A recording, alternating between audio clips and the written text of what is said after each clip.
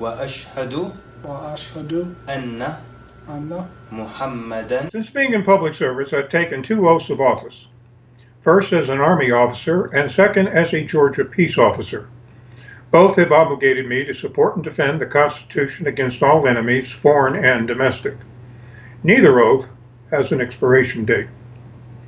The recording of Officer Kyle while in uniform taking the oath or pledge of faith to Islam, also known as the Shahada, places him in potential conflict with the oath of office he took as a Texas peace officer.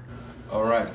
أشهد أشهد أن لا ألا إله إله إلا إلا الله الله وأشهد وأشهد أن أن محمدا محمدا رسول رسول الله. Allah. That was perfect, by the way. I bear witness I bear witness that there is no God worthy of worship that there is no God worthy of worship except Allah alone. except Allah alone. He has no partner. He has no partner. And I bear witness And I bear witness that Muhammad that Muhammad is his servant and his messenger. is his servant and his messenger. And it's that simple. Congratulations. One major conflict surrounds the Islamic doctrine of loyalty and disavowal that commands all Muslims to be loyal to and support other Muslims, never to betray them, or say anything about a fellow Muslim that would be considered offensive. On the other hand, Muslims are commanded not to take Christians and Jews as friends, and according to chapter 9 of the Quran, to kill all non-believers of Islam.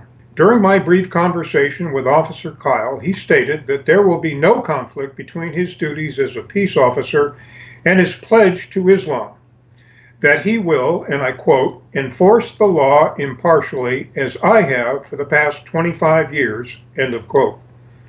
One potential conflict surrounds the numerous Sharia-sanctioned behaviors or practices that are in violation of federal and state of Texas law. For example, polygamy, wife-beating, child marriages, female genital mutilation, pedophilia, and temporary marriages, to name but a few. During my first year as police chief in Georgia, a Muslim female college student reported that she had been raped. Following her report, her brother severely beat her because she could not produce male witnesses to the attack, and therefore she had shamed her family by committing adultery. Yet, Kyle will be expected not to interfere with the family's attempt to reestablish its honor. Officer Kyle can also expect to be pressured by other Muslims to inform them if they are subject of an investigation, or to run criminal history checks on suspected opponents to Islam, as other Muslim officers have experienced. Or if he encounters a Muslim female runaway who is fleeing either a forced marriage or possible female genital mutilation procedure by her family, Kyle will be expected to return the girl so that the marriage or female genital mutilation can take place. Officer Kyle can also expect to be monitored closely by Islamic leaders or clerics for any indication that he is not properly following the religious tenets he pledged to obey, and that he is being totally loyal to fellow Muslims. If not, he can expect to be informed of any noted violation and told by the possible consequences if he continues not to be loyal. The fact that Kyle took the Shahada in uniform sends a strong signal to the Muslims of Houston that he places his new faith above the consequences of placing his department in a controversial situation by underscoring his willingness to prioritize loyalty and disavowal over his oath of office. What follows are video clips and information about statements made by the Mosque Imam as well as by Sheikh Kamil el-Mekki, who converted Officer Kyle, that will provide further context.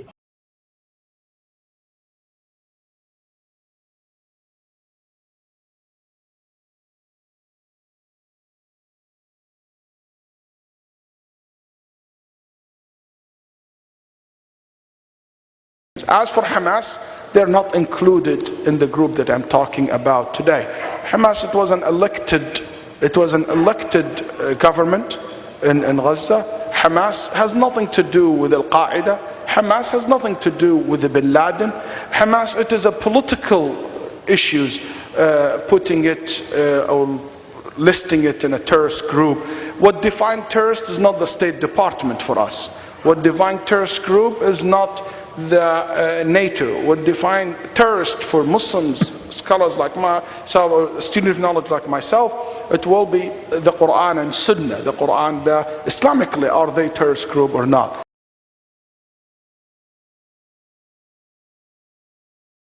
Assalamu alaikum, Kamal al-Makki here, black belt of da'wah. I want to share some black belt techniques.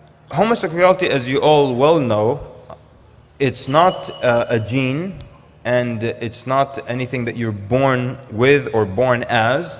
It's actually just a mental illness. But it is a mental illness, and people can be cured of it. And there are people today in therapy that people go through, and they become cured of it. So when you're cured of something, it's an illness. Now, what's behind those people with the loose limbs and the ligaments and stuff? What's their issue? You know what a gaydar is? Yeah? See, it's your radar, your ability to detect a gay person. Ask for the shahada one more time. He says, I can't. My lifestyle won't allow it. I said, what is your lifestyle? He said, I'm gay. Suddenly I realized he's wearing a pink t-shirt. And he's got the gay sleeve going on. You know what the gay sleeve is? The sleeve isn't here, and it's not here either. It's like that. You know what I'm talking about? That weird gay sleeve thing. I suddenly noticed the gay sleeve, I noticed the pink t-shirt, I noticed loose limbs and stuff. I'm like, oh. So at that point, we didn't know how to deal with it. We just kept staring at him like that.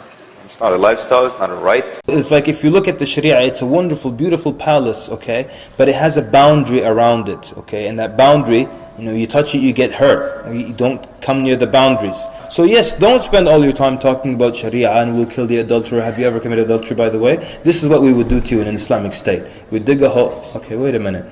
Not necessary. These are the boundaries. So what if we sell the other part of the Sharia? There will be justice. There will be no poor people. There will be no one that will go to bed hungry. There will be no corruption, no bribes, anything like that. Where if a man commits zina, it's okay. But when the girl commits zina, the father, with the help of her brothers, will kill her, bury her somewhere. And of course, in the family, the zina and the adultery, it severs relationships, sometimes between the parents and the child, other times leading to killing in these cases, or between spouses. It will break up marriages or lead to killings as well, break up families and lead to killing between the spouses and so on.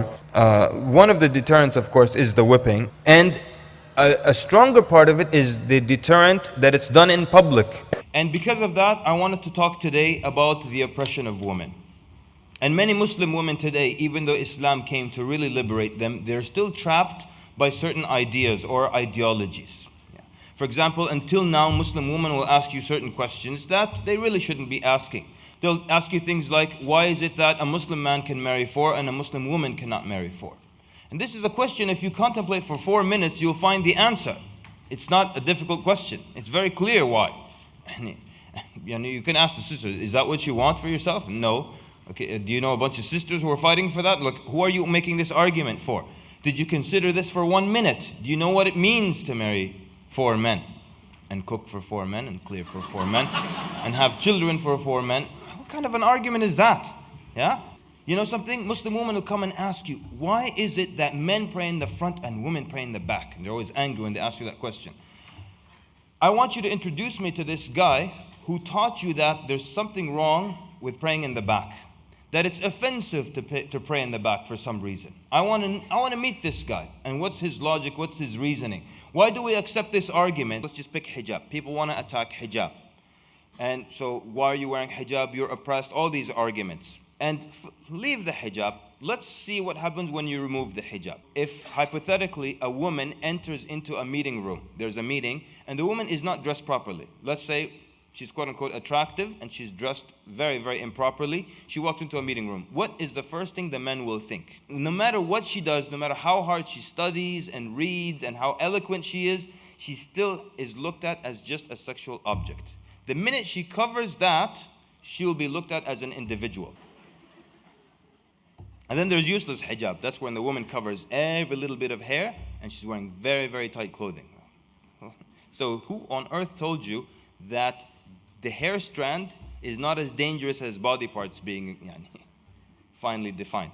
For example, let's just pick on the United States of America. In America, we cannot accept a woman in a high leadership position if she looks like a woman, if she's effeminate. So she has to look what we call androgynous in the English language, right? So the androgynous woman, that's the one that has short hair, that wears these business suits, that doesn't show her emotions and acts more like a man, right? Then we also had Condoleezza Rice, but she was a real man, of course. Okay, the age of Aisha, so many arguments. One of them, Aisha radiallahu anha, was actually larger for her age. In hot climates, women they reach menses before women in cold climates. And when a woman reaches menses, the body is saying, I'm able to give birth, right?